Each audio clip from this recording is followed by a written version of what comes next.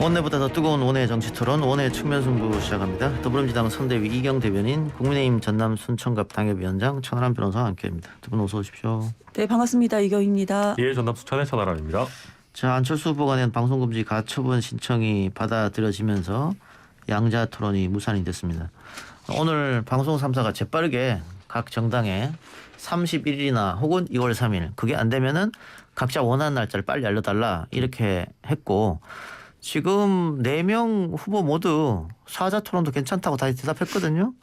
그러면은 금방 이루어지는 거 아닙니까? 사자 토론 어떻게 보세요? 네, 맞습니다. 윤석열 후보도 오늘 저희가 이제 뭐 당협위원장 이렇게 뭐 결의대회 이런 걸 했는데 저도 갔다 왔습니다만은 거기서도 아니 뭐 어떤 형태의 토론이든지 간에 뭐 받겠다라는 얘기도 했고, 또 설 때 이렇게 또 국민들께서 이렇게 많이 보실 수 있도록 기대했다 이런 얘기도 하고 있었기 때문에 아마도 사자 토론 형태로 받지 않을까. 심상정 의원 후보가 내신 것도 보니까 방금 승소를 했더라고요.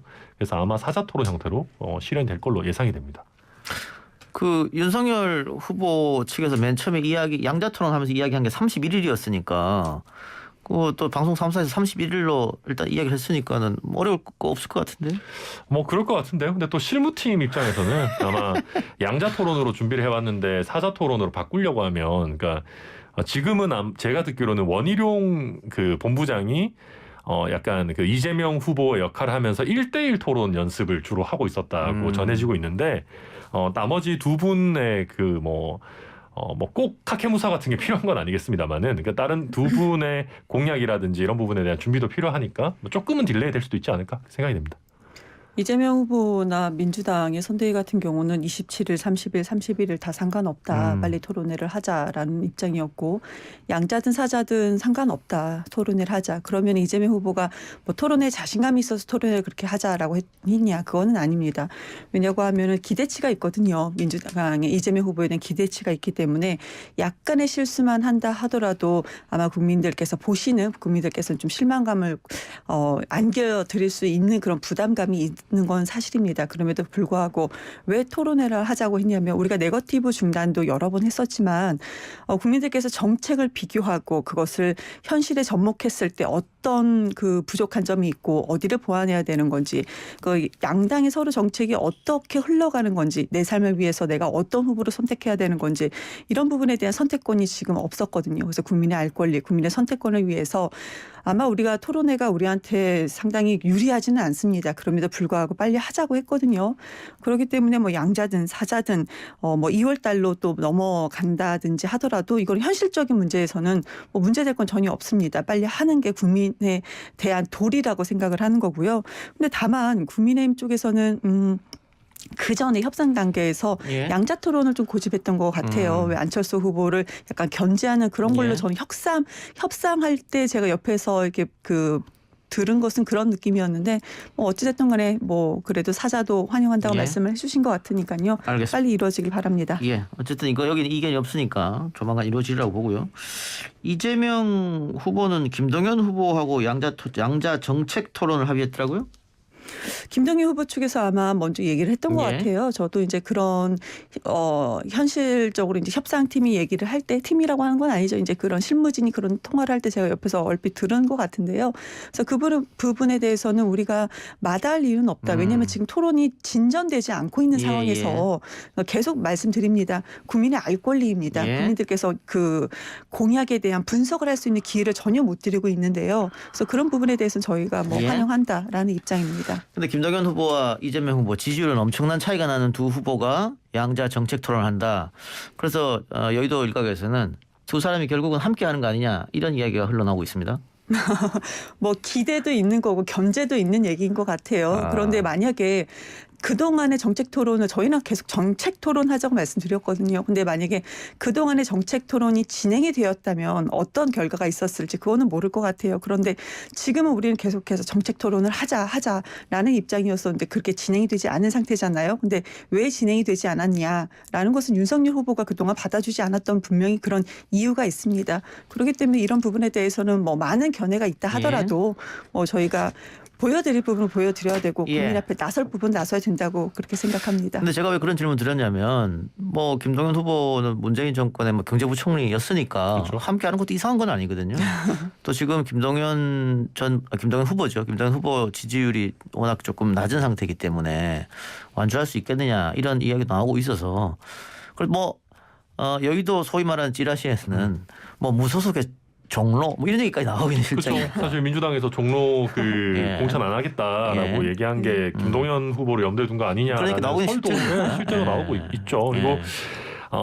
심지어는 뭐 그 안철수 후보와 그 단일화까지도 뭐 공공연하게 이제 뭐 송 대표가 얘기했었죠. 예, 얘기를 하고 있는 상황이기 때문에 아마 지금 이제 이재명 후보로서도 여러 가지 물결을 일으켜야 되는 상황 아니겠습니까? 그러다 보니까 뭐 순차적인 단일화 이런 것도 생각해 볼 수 있는 단계겠죠. 자, 단일화 얘기 나왔으니까 어쨌든 현실적으로 가장 급박하게 이루어질 가능성이 높은 것은 윤석열 안철수 단일화 아닙니까? 그렇기는 한데요. 예. 이게 그러니까 저는 안철수 후보께서 그냥 툭 까놓고 아니 뭐 국민 100% 여론조사로 단일화 합시다. 뭐 이렇게 되면 뭐 좀 진전이 있을지도 모르겠습니다. 근데 아니 본인은 단일화 뭐 확률 0%다 뭐 이런 예. 얘기 하시면서 또 안철수로 단일화 뭐 안일화는 받겠다. 이게 약간 좀 그럼 우리한테는 그냥 양보하라라는 말씀이신 것 같은데. 예. 그래서 이준석 대표가 얘기했거든요. 아니 박원순 시장이랑 이런 민주당 쪽에는 자기가 양보 잘만 하더만 왜 우리한테만 이렇게 엄격하냐, 왜 우리한테만 양보를 받으시려고 하냐, 뭐 이런 얘기도 하시는데 그래서 저도 얘기를 하자면 안철수 후보께서 원하는 바를 물밑에서라도 솔직하게 전달을 하면 이게 급물살을 탈 수도 있는데 그런 상황도 아니기 때문에 저희로서도 일단은 그냥 윤석열 후보 지지율을 올리는데 뭐 지금 집중하고 있습니다. 예. 아까 제가 뭐 권수정 팀장이랑 이야기했습니다만 또 여의도 정가에서 들려오는 소식이 3자 혹은 4자 구도로 해도 윤석열이 이긴다. 이거 어떻게 보세요? 최근에 보면 이게 물론 여론조사가 100% 정확하지 않습니다. 예컨대 이재명 후보 지지율이 좀 빠지고 뭐 그 안철수 후보 지지율이 조금 오른다거나 이재명 후보 지지율 빠진 것이 안철수 후보에게 가는 것 아니냐라고 하는 어떤 언론의 분석 기사들이 조금씩 나오고 있습니다. 그러다 보니까 지금 안철수 후보가 갖고 있는 지지율이 윤석열 후보가 단일화한다고 해서 윤석열 후보에게 전부 다 오겠느냐. 또 한 가지는 반대로 이대로 단일화하지 않고 쭉 간다고 했을 때 네. 정권 교체를 바라시는 국민들이라면 사표 방지 심리, 밴드웨건 효과 때문에 단일화를 안 하더라도 윤석열 후보를 찍지 않겠느냐. 이런 뭐 단일화가 꼭 필요한 건 아니다. 이런 얘기도 당내에서 많이 나오고 있긴 합니다. 민주당은 뭐 다자구도로 가면은 구도상 나쁘지 않은 거 아닙니까? 지금 민주당이 좀 절박하죠. 그런데 뭐 다자냐, 뭐 양자 구도냐 이거를 뭐 따질 때는 아닌 것 같고요. 민주당은 뚜벅뚜벅 민주당이 이제 아무래도 집권 여당이었기 때문에 국민들께 사죄할 부분 사죄를 하고 그렇게 좀 앞으로 나아갈 부분 나아가야 되는데. 그렇게 여론조사에 대해서 저는 뭐 개인적으로 제가 이제 아무래도 방송 준비를 하다 보면 여론조사에서 이제 구체적으로 언론에서 나와 있지 않는 부분까지도 보게 되잖아요. 여론조사 시간대에 따라서 약간 지지율의 차이가 있다든지 아니면 ARS냐 전화 상담원이 이제 전화를 받는 것이냐 이런 부분에서 좀 차이는 있습니다. 그렇기 때문에 이제 민주당 내에서 이걸 분석한 결과 지금 많은 언론에서 나온 정도의 차이는 아니다라는 예. 그런 생각은 갖고 있는 부분이고요. 그래서 민주당이 뭐 후보뿐만 아니고 민주당의 뭐 많은 쇄신론이 나오면서 지금 앞장서서 얘기하지 않습니까? 이렇게 국민들께 또 공약은 공약대로 또 말씀을 드리면서 이렇게 하는 그런 구조로 나아가기 오기 때문에 지금 정치 공학적으로 양자냐 사자냐 뭐 이런 삼자냐 이런 대결 구도로 생각하는 것은 아마 이거는 그동안에 항상 국민을 배제시키고 우리끼리 여기 여의도에서 계산법이 아닌가 그렇게 저는 보여집니다. 그렇게 좀 좋게 보는 저는 시각은 아닙니다. 알겠습니다. 자, 민주당 송영길 대표가 어제 차기 총선 불출마 선언하면서 연달아 쇄신론을 내놨습니다. 보도에 따르면 당내 일부 중진들이 반발도 있었다라고 얘기하는데 당내 분위기는 어떻습니까? 중진들이 반발한다는 것은 그거죠. 같은 동일 지역구의 삼선 초가 이제 다시 한번 이제 출마하지 못한다. 그러니까 만약에 출마를 한다고 한다면은 민주당이 아마 열악한 지역구에 출마를 하도록 아마 그런 분위기가 만들어지는 건데 그 중진들은 당연히 뭐 반가울 리는 없겠죠. 그런데 네. 그런 목소리가 민주당 내에서 계속 나오기는 했었거든요. 근데 이번에는 이것이 현실화되고 있다는 점, 그리고 청년 세대의 공천을 30% 해야 된다가 아니고 그러니까 할 수 있다가 아니고 해야 된다라고 이렇게 좀 바람이 부는 점에 대해서는 긍정적으로 바라보는데, 근데 다만 저는 개인적인 생각으로는 이 정도만으로도 기대치에 우리가 미칠 수 있을까? 이것이 또 현실로 될까? 아니면 민주당이 진짜 할 것이냐? 이런 문제들. 그럼 다른 중진들은 정말로 나서서 내가 그럼 내 자리를 내어놓겠다라고 하는 부분까지는 아마 지켜보실 거라고 생각하는데요. 그렇지만 지금 이재명 후보가 된 이후에 이것이 현실로 조금씩 되는 점에서는 긍정적으로 생각을 합니다. 자, 어쨌든 민주당 송 대표가 본인이 총선 불출마하겠다 선언하고 3개 재보궐에 공천하지 않겠다. 또 사선 연임 금지시키겠다. 이런 대책을 내놨는데 다른 것보다 3개 재보궐 지역의 무공천. 근데 이번 재보궐에 국민의힘도 서초하고 대구는 이제 국민의힘의 규책 사유로 공석이 됐으니까 그럼 이 부분 어떻게 하느냐. 민주당은 그러든 말든 우리는 공천하겠다.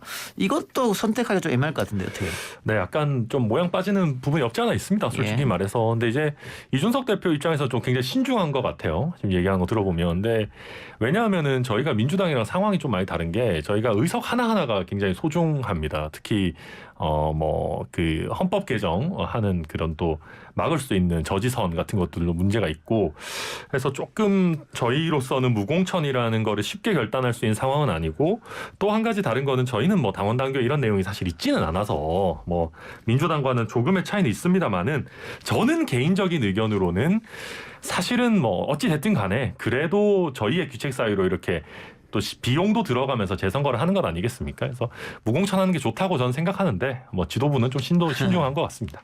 예, 알겠습니다. 자, 이경 대변인, 송영길 대표만 이렇게 불출마해서 그 지지도에 영향이 있겠느냐, 민심에 영향을 미치겠느냐, 86그룹이 기득권이 됐다는 그런 이야기는 오래전부터 있어 왔으니까 송 대표 이외에 몇 명이 더 불출마 대열에 뛰어들어야 된다. 그래야 민심을 돌릴 수 있다. 이런 얘기도 있거든요. 우상호 의원도 불출마하겠다고 얘기를 했지요. 그리고 송영길 대표가 또 직접 얘기했던 부분이 있는 것이고, 그런데 이것이 얘기가 나온 지 처음에 이재명을 선거를 도왔던, 글쎄 제가 이분들이 정말 최측근인지 모르겠는데 7명의 국회의원들이 임명직, 그러니까 그 대통령이 되고 나서도 임명직을 받지 않겠다. 근데 의아했던 부분은 있었어요. 왜냐하면은 그분들이 7명 중에서 특정 한두 명만 빼고는 저분들이 국회의원이었나라고 많이들 모르시는. 그러니까 왜 그러냐면 그 말씀을 왜 드리냐면은 그분들은 그만큼 지금 국회의원은 재선 3선을 하면서도 자리에 연연하지 않았던 분들이었어요. 본인 지역구 일을 열심히 하셨던 분들이기 때문에 재선도 되고 3선도 되셨겠죠. 그랬던 분들임에도 불구하고 내가 임명직을 받지 않겠다라는 것이 시작. 그 다음에 송영길 대표가 나도 불출마를 하겠다. 그리고 이제 다른 그 3선 초과 그 공천을 금지하겠다라는 얘기가 이제 나왔던 것이고, 그 다음에 이재명 후보가 여러 가지 쇄신안이라든지 이런 부분에 대해서 좀 얘기를 했던 부분인데 이제 3일 됐습니다. 4일도 되고 5일도 되고 이제 선거가 40여일 남았는데요. 그런 얘기가 지금 이 흐름이 지금 아마 탄 것 같아요. 그래서 내가 다선인데 아니야 나는 여기 출마를 할 거야. 이렇게까지 나오기는 어려운 분위기로 지금 흘러간다. 이것이 민주당이다. 그럼에도 불구하고 국민의힘에서는 이 부분에 대해서 좀 부정적으로 바라봤어요. 그래서 그렇게 후보의 워딩, 국민의힘 지도부의 워딩만 보고 봤을 때는 역시 국민의힘에서는 그런 물결조차 일어나지 못하는 당이구나라는 생각을 좀 하게 됐습니다. 저희는 일단 당대표 선거부터 파란을 일으키고 있고 공천 자격 시험이라든지 굉장히 다양한 개혁을 시도하고 있기 때문에, 또 심지어 저희는 광역 의원 같은 경우에는 또 토론 배틀을 통해서 지금 비례를 선발하려고 하는 또 획기적인 그런 제안도 내놓고 있는 상황이기 때문에 저희도 개혁 열심히 하려고 하고 있고요. 근데 이게 좀 저도 약간 이게 민주당의 이런 방향성 자체는 의미 있다고 생각합니다. 왜냐하면 민주당이 항상 개혁 말씀하시는데 본인들을 개혁하는 거에는 최근에 특별히 보여준 게 없지 않나 하는 생각에서 의미 있는 방향이라고 생각하는데, 문제는 김남국 의원께서도 오늘 아침이었나요? 그 언론에 나오셔가지고 다른 분들이 이렇게 따라서 이런 좀 시리즈로 할 것 같아 보이진 않는다는 취지로 말씀을 하셨고, 또 사실 우상호 의원 말씀하시지만 우상호 의원은 이번에 내려놓으신 거라기보다는 또 서울시장 할 때 이미 내려놓겠다고 선언을 하셨단 말이에요. 예. 송영길 대표 같은 경우도 사실 이미 굉장히 다선을 하셨고 뭐 다음번에 불출마하시더라도 뭐 광역단체장이라든지 또 아니면 뭐 대선이라든지 뭐 여러 꿈이 있을 수 있는 분이어가지고 일단 좀 이 정도만으로는 임팩트가 별로 있지 않다. 그리고 두 번째로는 뭐 여러 개선안, 뭐 3선 이상 금지 얘기하셨지만 높은 확률로 민주당이 선거에서 지고 나면 이것도 또 유야무야 되지 않을까. 설령 선거에서 이기더라도 과연 이걸 총선 때 지킬까? 저희는 조금 뭐 믿기 어려운 부분들이 분명히 있습니다. 예. 뭐 진정성 부분은 뭐 권영세 또 후보도 얘기했으니까 같은 이야기 같고요. 어쨌든 민주당 입장으로서는 지지율이 정체를 겪으면서 이런 쇄신안을 내놓아야지만이 민심이 다시 올 것이다. 이런 판단을 내놓은 것 같습니다. 자, 그러면서 윤미향 이상직 의원에 대한 제명안 신속히 처리하겠다. 박덕흠 의원과 함께 처리하겠다고 했는데 국민의힘 어떻습니까? 박덕흠 의원 제명안에 어떻게 협조합니까? 이게 일단 박덕흠 의원 같은 경우는 수사기관에서 결론이 안 나왔다라는 점이 하나가 있고요. 또 한 가지는 지금 저희 원내 지도부가 굉장히 불쾌해하는 게 이게 선거에서 이기기 위한, 대선에서 이기기 위한 하나의 정치적인 하나의 수로 쓰고 있다. 예.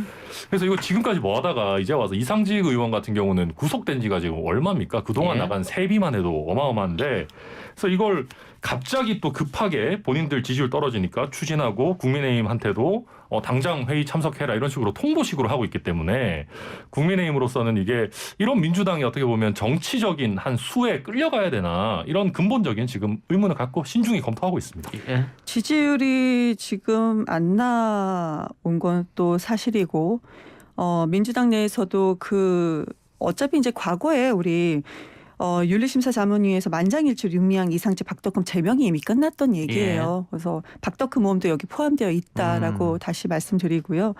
근데 이 부분에 대해서는 뭐 윤미향 의원 측에서는 또 윤미향 의원과 이해가 되시는 분들은 그 내용을 더 잘 아시는 분들은 좀 해명해야 되는 부분이 더 있다라고 아쉬움을 표하기는 하지만 그럼에도 불구하고 이것이 제명건이 처리가 됐고 이것이 좀 미뤄진 점은 분명히 잘못됐다고 생각을 합니다. 그런데 박덕흠 의원에선 국민의힘이 얘기한 부분에 대해서는 저는 도저히 이해가 할 수 없는 것이 국회의원이 이제 법적인 절차가 남았다 하더라도 그 이해 충돌을 엄격하게 금지가 되어 있는데 박덕흠 의원은 지금 보면은 국토위에서만 6년을 계셨어요. 예. 그런데 가족, 혼자뿐만 아니라 가족, 뭐 지인까지 해서 건설업계, 그러니까 또 직종도 좀 다양하게 전문 건설업계를 하나 건설사를 하면서 4개를 소유를 하고 아니 국토위 국회의원이 그 가족들 회사에서 3,400억 원 수주를 했단 말이죠.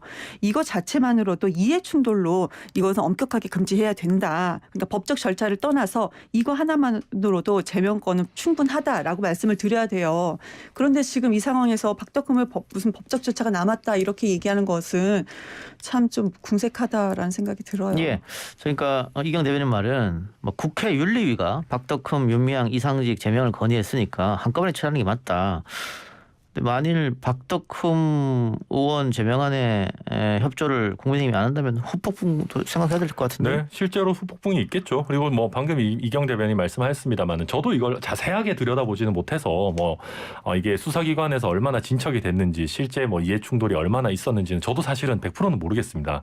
그렇지만 지금 선거가 있는 뭐 직전이고 40일 남겨져 있는 상황이고 저희가 사실 곽성도 의원 같은 경우도 저희가 상도수호하지 않겠다라고 했었기 때문에 예. 이번에도 아마 당내에서도 나름대로 적절한 판단을 할 걸로 예상이 됩니다. 알겠습니다. 끝으로 한 번씩만 기회 드리겠습니다. 건진법사 뭐 등등해서 계속해서 무속 논란이 나오고 있습니다. 국민의힘에서는 뭐 부정하고 있습니다만은 여러 가지 언론 보도를 통해서 계속해서 이 논란이 나오고 있는데 이 부분은 선거 막바지로 가면서 뭐 지지율에 영향을 줄까 안 줄까 변수가 될까 안 될까 이경 대변인부터. 우선은 거짓말을 그동안 했었죠. 뭐 지인 통해서 당의 지인 통해서 그 건진법사를 뭐 소개를 받았다 했는데 아니었었고 김건희 씨하고 오랜 인연이 있었고 그 중간에 중심에는 김건희 씨가 있었고요. 그리고 또 삼부토건 봐주기 이거 다 연결된 부분인 거죠. 왜 삼부토건 회장하고 또 검진법사하고 또 같은 뭐 연결이 되어 있고 하니까요. 근데 이렇게 좀 대응에 대해서 되게 거짓말로 난 모르겠다, 모른다 이렇게 대응했던 부분 그리고 언론이 지금 오히려 팩트 체크를 하고 있는 부분이 있거든요. 예. 그래서 이런 부분에 대해서는 앞으로는 무조건 거짓말로 대응한다고 하면 역풍이 더 일어날 수 있다고 생각합니다.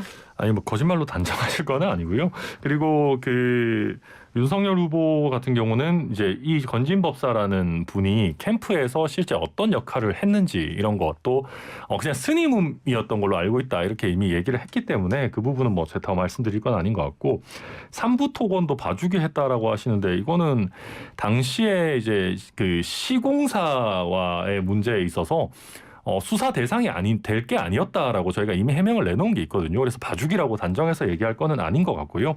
다만 원래 질문으로 좀 돌아와서 말씀드리면 저희도 이 부분은 좀 엄중하게 보고 있는 거는 맞습니다. 그래서 네트워크 본부도 그냥 해체를 해버렸죠. 네. 왜냐하면 저희가 네트워크 본부에 있는 분들이 뭐 어떤 분들이 이제 100% 파악이 안 되는 부분들이 있습니다. 선대위 조직이라는 게 좀 급조되는 면이 있다 보니까 그래서 저희가 혹시나 건진법사가 나갔는데 또 다른 법사님이 막 네트워크 본부에 있고 그러면 안 되니까 아예 해체를 해버린 거고요. 그리고 실제 지금은 저희가 악재가 상대적으로 적고 후보가 흔들리는 모습이 적기 때문에 지지율이 견조한데 혹시나 또 40일 남은 시간 동안 후보가 흔들리거나 할 때 이게 악재가 더해질 수 있기 때문에 당연히 무속 논란도 저희는 뭐 당연히 저희 벗어나야 된다고 생각하고 있습니다. 동아일보 칼럼에 보면은 그냥 무속 논란이 아니고 김건희 씨 이제 배우자 자체가 샤머니스트 레이디다. 그 자체가 샤머니스트다. 이런 얘기가 있는데 그런 부분도 좀 참고를 하셔야 될 것 같습니다. 알겠습니다. 자, 시간이 없어 오늘 두 분 토론 여기서 마무리하죠. 지금까지 원의 측면 승부였습니다. 국민의힘 전남 순천갑 당협위원장 천하람 변호사, 이경 민주당 선대위 대변인과 함께했습니다. 두 분 수고하셨습니다. 감사합니다. 네, 감사합니다.